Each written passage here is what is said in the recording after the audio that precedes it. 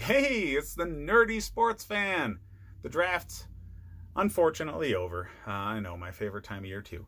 But now that it is over, we got to start dissecting what these teams did in draft weekend. So we've already gone through most teams, and we're now wrapping things up in the NFC West. And the 49ers are on the clock here. So they did some very interesting things prior to the draft. They were talking to teams about trades all over the place. Their fantastic defensive tackle, well, they had to part ways with him. He may be the second or third best interior defensive lineman in the league, but considering their salary cap situation and the other players they have on the team, they just were not going to be able to make his contract work. So moving him to the Colts, getting the number 13 overall selection, was the best move they could have made. And you cannot separate their actual draft day performance from trades like that. So kudos on that trade. And even more kudos because our man John Lynch is like a snake oil salesman or something, because this is now the second time he has conned the team directly behind him into trading up only one spot.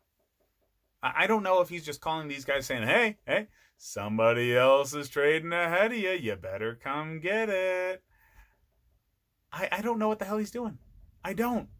This is the first time I've ever seen this kind of crap. And to get another later selection is a luxury when you know that your guy is still going to be available at the selection you actually pick him at.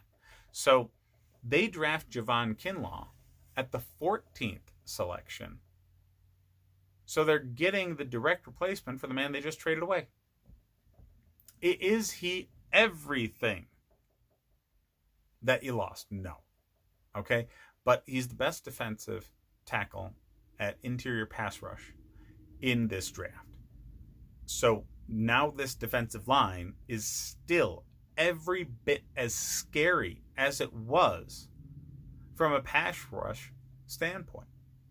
So great selection on Kinlaw. And honestly, not really sure why the heck he was still available there. Most prognosticators had Javon Kinlaw as a top 10 selection, had him getting snapped up by some team like the Jaguars. So it's great that he was even available. It's great that your GM had the wherewithal to trade down a pick and get another draft pick and still get the dude. So fantastic so far. Now, at the 25th selection, they get Brandon Aiyuk. I'm not as high on Brandon Aiyuk. I like him. I do like Aiyuk. I had him as maybe a late second round pick. He's dangerous with the ball in his hands. He really is. After the catch, he's fantastic. He has run a number of routes, not the entire route tree, but you don't expect that out of wide receivers coming out of college. Nobody runs the entire route tree in college. But he is a bit of a raw talent. And there were other players at his position drafted way further down the draft board that are very, very similar talents. Denzel Mims comes to mind. So maybe a trade down, collect some more picks, get Denzel Mims, somebody like that, or maybe even still get Brandon Aiyuk, because I'm not hearing that a heck of a lot of teams were so high on him that they were drafting him in the first round like the 49ers did. Again, not so high on that. And further down, you have fifth round and later picks. You know, the covers are kind of bare later on. So they should have, in my mind, worked harder to trade that later first round pick to go and collect more picks. But they didn't. I'm not sure if it's because they did not have a trading partner that was willing. That happens. But I'm sure they could have worked something, because, again, John Lynch gets teams to trade up one spot now multiple times. So I think he could have sold it. Anyways, once they get into the 5th round, Colton McKivitz is a tackle that's right at that level on most draft boards. So good value. Not the tackle I necessarily want to talk about.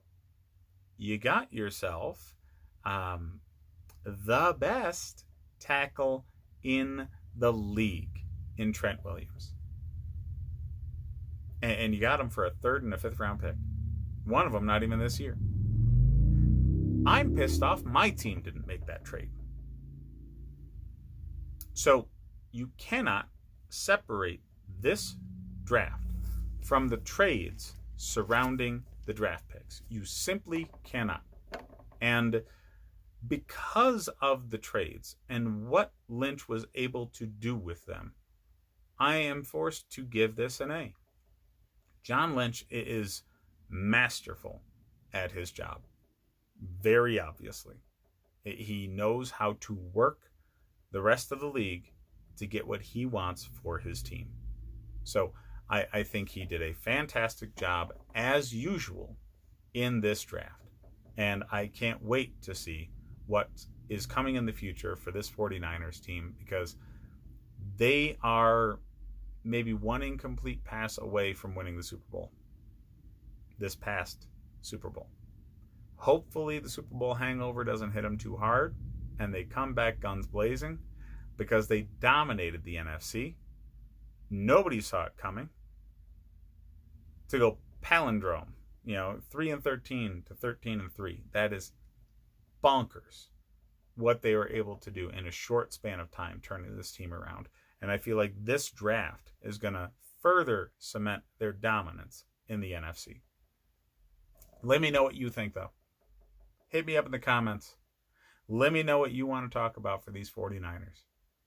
Check out the other videos that I have going, because, I've got pretty strong opinions on the rest of the teams in the league and how they fared in the draft as well. Like and subscribe if you enjoy the content. That's always appreciated. And now, hit me up on Patreon. Most of my content is actually fantasy football related. And if you need help setting your draft board, setting your lineups in the week, come hit me up. Thanks for watching, guys.